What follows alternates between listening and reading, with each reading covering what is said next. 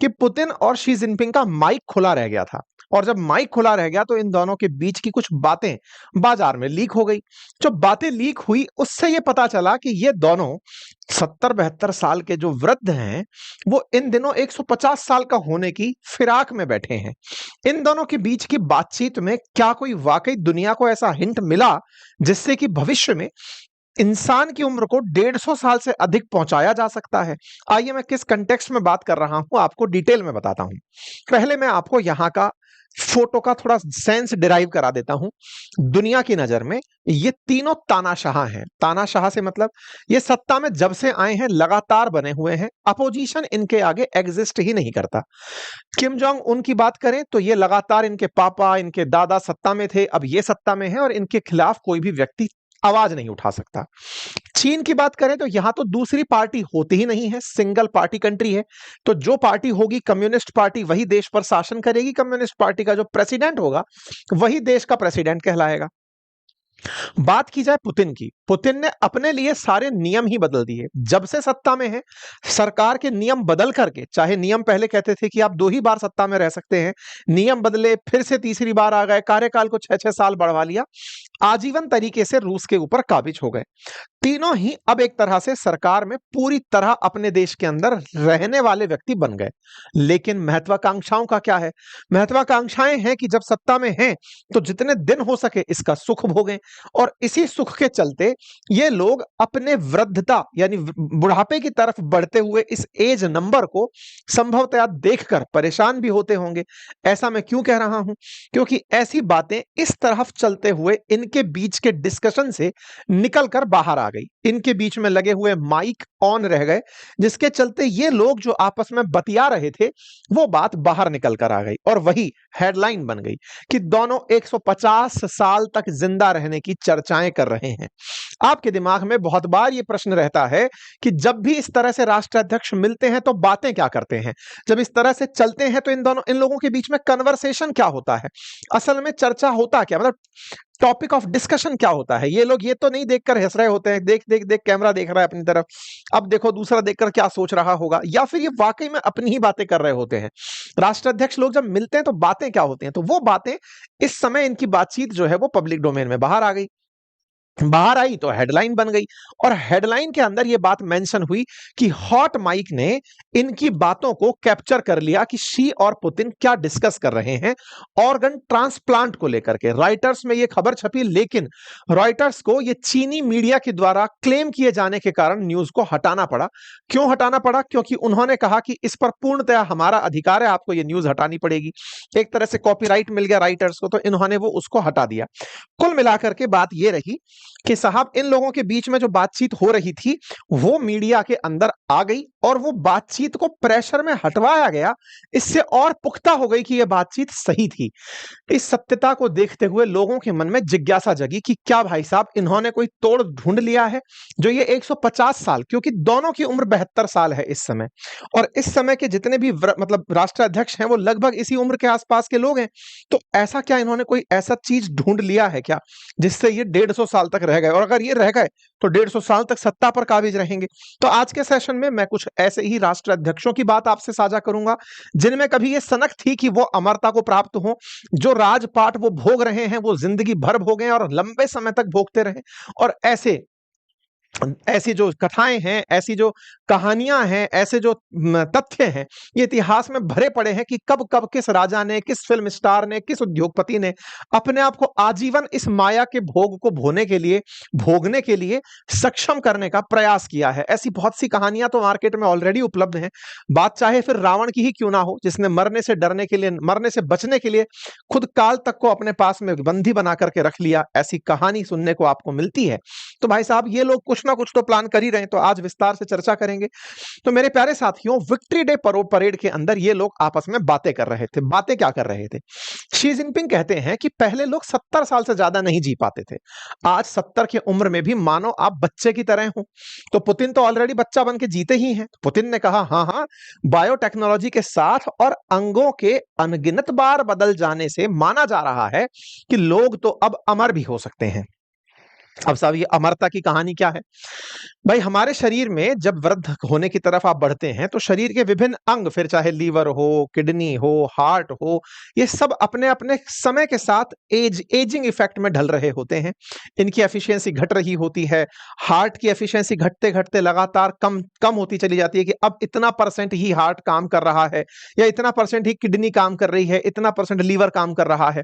लेकिन बायोटेक्नोलॉजी के युग में इन अंगों को बदल करके, यानी कि बायोलॉजी विद टेक्नोलॉजी, अगर आप अंगों को रिप्लेस करते चले जाएं और रिप्लेस हुए अंग आपके शरीर में फिर से आपको नया जीवन देने की तैयारी करें, क्योंकि अल्टीमेटली हार्ट में ब्लॉकेज है, हार्ट काम नहीं कर रहा है, आपने नया हार्ट लगा दिया, आप फिर से 15-20 साल के एक्सटेंडेड लाइफ में आ गए कि अब हार्ट की चिंता नहीं है। ये बिल्कुल वैसे ही है जैसे आप अपनी कार को कई बार सर्विस कराने लेकर जाते हैं, सामने वाले ने कहा साहब इंजन ही खराब है, बोले नया इंजन रख दे, फिर तो ढांचा पुराना है, फर्क क्या पड़ रहा है, इंजन नया है, गाड़ी बढ़िया से चलती जा रही है। एग्जैक्टली वैसे ही इन लोगों ने चर्चा में ये लिया कि बायोटेक्नोलॉजी की वजह से शरीर के अंग बदलते चले जाओ, जिंदगी बढ़िया से कट जाती है। शी जिनपिंग बोलते हैं कुछ लोगों का अनुमान है कि इस सदी में लोग 150 साल तक जी सकते हैं। अच्छा, जब राष्ट्राध्यक्ष लेवल इस लेवल पर बात कर रहे हो कि भाई 150 साल तक जिया जा सकता है, पता है आपको, दूसरा भी बोल रहा है हाँ मैं जानता हूं इस बात को, इसका मतलब दोनों में भी तो मंशा यही होगी कि हम 72 साल के हैं तो हम कितने साल तक जी सकते हैं,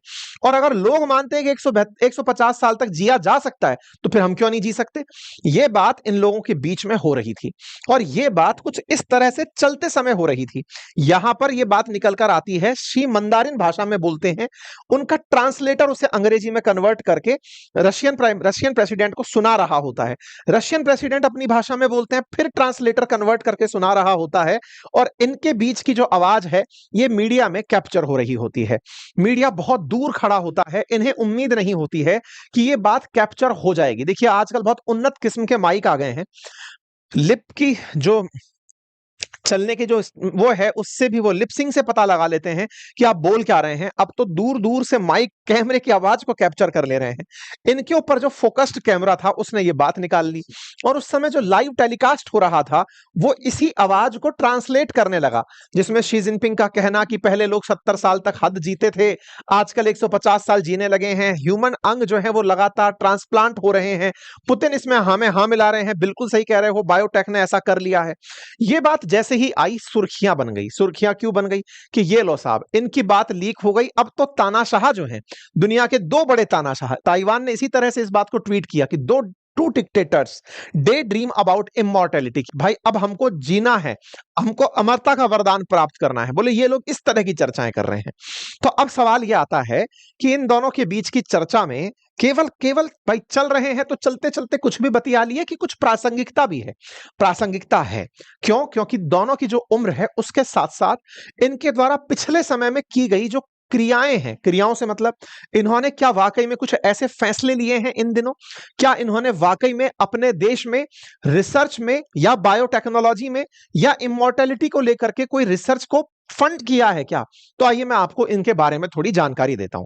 लेकिन इससे पहले मैं आपको यह बता दूं कि इंसान में जो जीवन है उसके लिए टीलोमर्स के बारे में हमने पहले भी एक बार कंसेप्ट डिस्कस किया था कि हमारे जो जीन्स हैं, हमारे जो गुणसूत्र हैं, उस पर जो लगे हुए जीन्स हैं वो जिम्मेदार होते हैं हमारी एज कितनी होगी, उसके अंदर एंड पॉइंट्स हैं टीलोमर्स के रूप में, वो डिके होने लगते हैं, व्यक्ति खत्म होने लगता है। रिसर्च दुनिया में इस बात को लेकर हमेशा रही है कि इंसान आफ्टर ऑल बूढ़ा होता ही क्यों है। अंग जब हमारे पास, सब आपके पास सारी सुविधाएं हैं, जैसे आप कह रहे हैं ना मेरी नई गाड़ी है, गाड़ी के अंदर मैंने सारी सर्विस मेंटेनेंस सब कराया, फिर भी खराब गाड़ी क्यों होती जा रही है? जब मैं सब कारण व्यक्ति के अंदर एक जिज्ञासु उसे बनाता चला जाता है कि अल्टीमेटली जब मैं सब तरह की सुविधाओं से युक्त हूं, सब कुछ पावर मेरे पास है, विज्ञान मेरे पास है, दुनिया की उन्नत तकनीकी मेरे पास है, उसके बावजूद भी हम बूढ़े क्यों हो रहे हैं? तो यह जिज्ञासा इन नेताओं में भी रहती है, हमेशा से रही है। जो व्यक्ति सत्ता को हमेशा अपना अधिकार मानता है उसमें कुछ ज्यादा प्रबलता से यह देखने को मिलती है। तो पुतिन और शी जिनपिंग ऐसा क्या कर रहे हैं? तो इसके बारे में मीडिया रिपोर्ट्स बताती हैं कि पुतिन लाल हिरण का खून पीते हैं और उनकी डॉक्टर बेटी है जो कि उम्र बढ़ाने के बारे में ही रिसर्च कर रही है। बकायदा पुतिन के द्वारा एक प्रोजेक्ट जिसका नाम न्यू हेल्थ प्रिजर्वेशन टेक्नोलॉजीज रखा गया है।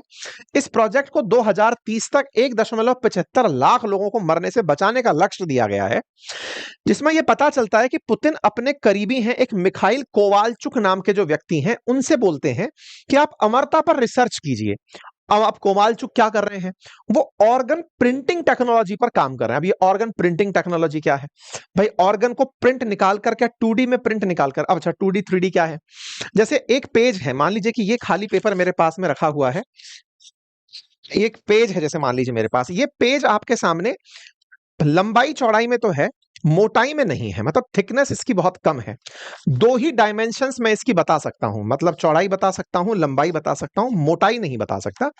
तीन विमाएं मैं इसके बारे में आपसे डिस्कस नहीं कर पा रहा हूं, तो यानी कि 2 डायमेंशंस में ही बात हो रही है।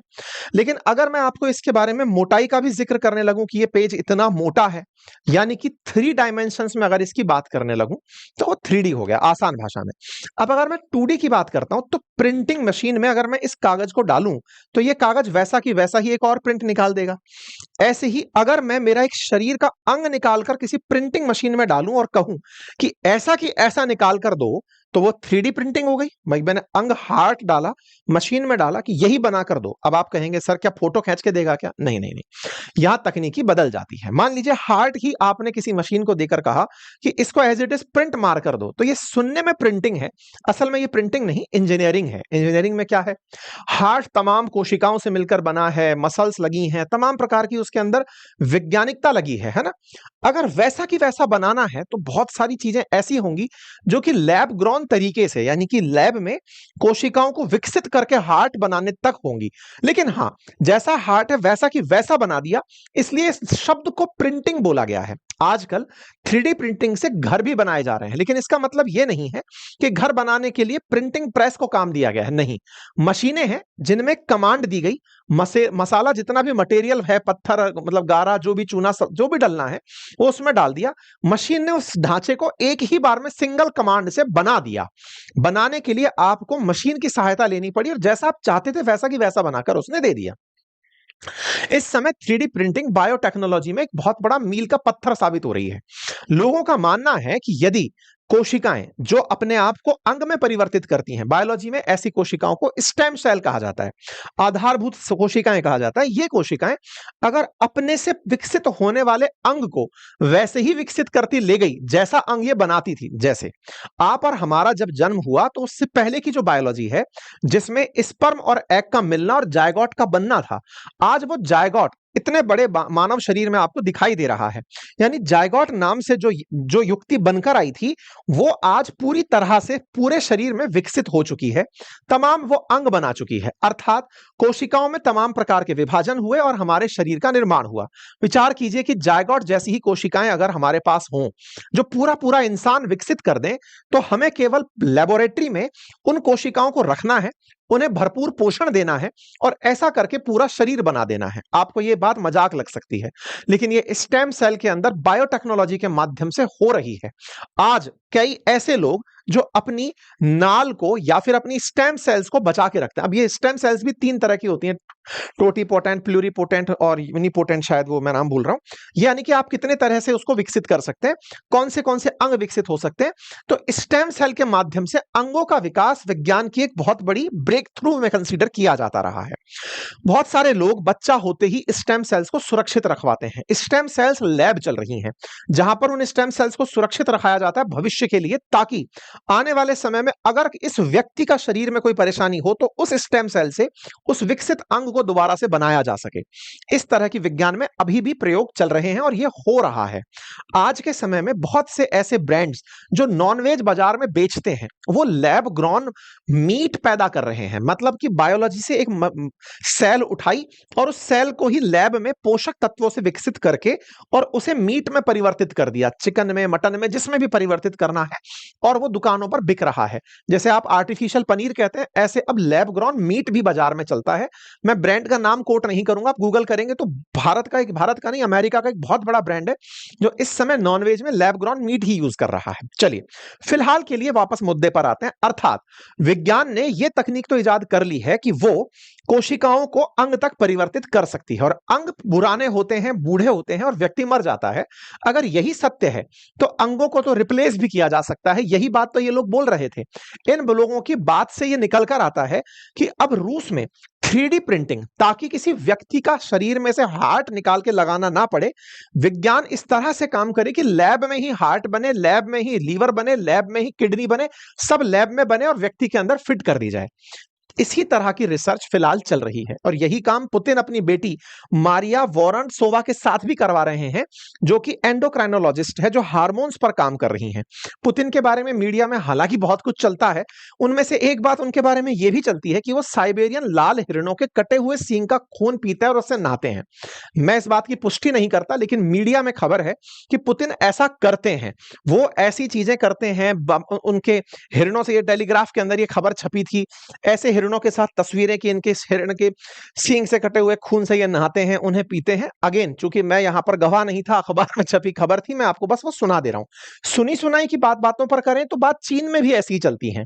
चीन में भी यही बात चलती है कि चीन में अमरता की दवाई की खोज की जा रही है। चीन में लिंगसी मशरूम और अश्वगंधा जैसी जो चीजें हैं जिनसे उम्र बढ़ाई जा सकती है, उन तत्वों पर लंबे समय से रिसर्च चल रही है। रिसर्च के अंदर यह दावा किया जाता है कि चीन के अंदर बहुत से अभी भी जो राष्ट्राध्यक्ष हैं वो भी चाहते हैं कि उम्र कैसे बढ़ाई जाए, और 3D बायो प्रिंटिंग पर वो भी लगातार काम करवा रहे हैं। ऐसा नहीं है कि ये ताजा ताजा इनकी सनक है, इनसे पहले वाले जो शासक चीन और रूस में रहे उनके प्रयोग भी ऐसे ही रहे। जैसे कि सम्राट किंग शू हुआत के बारे में कहा जाता है कि 250 ईसा पूर्व चीन के पहले सम्राट किन शू हुआंग हुए, जो कि अपने जिंदगी के आखिरी 10 साल अमृता का अमृत खोजने में बिता दिए। मतलब उनको किसी ने यह कहा कि एक आइलैंड है, ऐतिहासिक रूप से, जैसे भगवान अपन जब रामायण के बारे में चर्चा करते हैं तो कहते हैं संजीवनी बूटी हनुमान जी खोजने गए थे और लक्ष्मण जी का जन्म हो, मतलब लक्ष्मण जी को मूर्छा से वापस बाहर निकाल लिया गया था। ऐसे ही इन्होंने अपनी पौराणिक कथाओं को पढ़ा, चीनी साहित्य को पढ़ा, और उसमें इन्हें पता चला कि कोई ऐसा आइलैंड है जिस पर कुछ ऐसी चीजें मिलती हैं जहां में अमरता है। तो कहा जाता है कि चीन के सम्राट किंग शी हुआन ने आखिरी 10 साल उस आइलैंड को खुजवाने में लगवा दिए, खूब सारी सेना और सब लगा दिया, लेकिन फाइनली कुछ नहीं मिला। ऐसा रिकॉर्ड ऑफ ग्रैंड हिस्टोरियन नाम की जो क्विन डायनेस्टी की किताब है उसमें लिखा हुआ मिलता है। कहते हैं कि शी हुआन जिन गोलियों का अमरता का अमृत समझकर पी रहे थे उनमें मरकरी मिला था और उससे उनकी मौत हो गई। मरकरी पॉइजनिंग से 50 साल की उम्र में ही मर गए थे। माओ सुंग जिनके बारे में कहा जाता है, जिनको कहा जाता है जिनके चलते माओवाद बनकर आया, साम्यवाद का एक नया रूप। कहते हैं कि माओ, जिनकी आज चीन की जो आधुनिकता है उसके पीछे माओ का दिमाग माना जाता है, इनमें भी सनक थी जीवंत रहने की, और इनके बारे में कहा जाता है कि ये यंग महिलाओं का साथ चाहते थे अपने यौवन को बरकरार रखने के लिए, लंबी जिंदगी पाने के लिए। ऐसे ही Kim Jong Un, North Korea वाले, उनके पिता कहते हैं कि नए बच्चों के खून अपने शरीर में चढ़वाया करते थे कि नया खून अगर शरीर में चढ़ेगा तो मैं लंबा समय तक जीऊंगा। ऐसे ही रूस के अंदर जोसेफ स्टालिन रहे, जो बोन मैरो से बना हुआ इंजेक्शन लेते थे ताकि उनके जीवन को लंबा समय मिल सके। ये तमाम वो लोग हैं जो सत्ता में आए, पहले सत्ता को पूरी तरह से अपने कंट्रोल में कर लिए और फिर अपने जीवन को कंट्रोल करने निकल पड़े। बिल्कुल ये सब घटनाएं जब सुनते हैं तो रावण के बारे में कैरेक्टर तो हमारे दिमाग में याद आ जाता है, लेकिन हाँ, फिलहाल के लिए आप इन लोगों के बारे में सुनकर अपने मन में क्या विचार लेकर आए जरूर बताइएगा। अब बड़ा सवाल यह आता है कि क्या विज्ञान अगर ऐसा कर गई तो क्या इससे कुछ बिगड़ नहीं जाएगा? क्या विज्ञान ने वाकई में कोई परिवर्तन देखा है? बिल्कुल देखा है। असल में विज्ञान अगर पिछले 150 सालों की बातों को उठाकर देखा जाए, 200 साल पुरानी बातों को उठाकर देखा जाए, तो पहले जो औसत उम्र इंसान की थी 35-40 साल, 50 साल तक पहुंचती थी। अब वो 70-80 साल पहुंचने लगी है। जैसे जैसे इंसान की औसत उम्र बढ़ने लगी है, जैव विविधता में गड़बड़ होने लगी है, बायोडायवर्सिटी गड़बड़ाने लगी है। बायोडायवर्सिटी गड़बड़ाने लगी है जिसके चलते जो उम्र दराज लोग हैं उनकी संख्या तो बढ़ रही है, लेकिन अन्य जो मैमल्स हैं, स्तनधारी हैं, उनकी संख्याओं में कमी हो रही है, चिड़ियाओं की संख्या में कमी हो रही है। ओवरऑल प्रकृति में एक सामंजस्य रहता है, लेकिन अगर एक जीव बड़ी मात्रा में बढ़ता है तो वो दूसरे जीवों के लिए हानिकारक होता है। ऐसा बायोडायवर्सिटी के अंदर फिलहाल ऑब्जर्व हो रहा है। हालांकि विज्ञान में फिलहाल के लिए स्टेम सेल टेक्नोलॉजी पर बहुत तेजी से काम चल रहा है जिससे कि नए जीवन को और लंबी दूरी दी जा सके, लेकिन इसके असर और नुकसान क्या होंगे यह भी चर्चा का विषय बना हुआ है। फिलहाल के लिए तो इतना ही है कि विज्ञान में प्रयोगों के साथ हमेशा जिया जाता है। उम्मीदें की जाती हैं कि पहले इंसान 35-40 साल जीता था, अब 70-80 साल जीता है। यह भी तो विज्ञान के कारण ही हुआ। और अब अगर 70-80 साल जीता है तो 150 साल का लक्ष्य क्यों नहीं हो सकता? क्या विज्ञान इतनी भविष्योन्मुखी नहीं हो सकती? बस इसी तार्किकता के साथ विज्ञान में फिलहाल के प्रयोग चलते हैं। बाकी आप लोग इस विषय पर अपनी क्या राय रखते हैं? ज़रूर कमेंट बॉक्स में बताइएगा। चैनल पर नए हैं तो सब्सक्राइब कर लीजिए।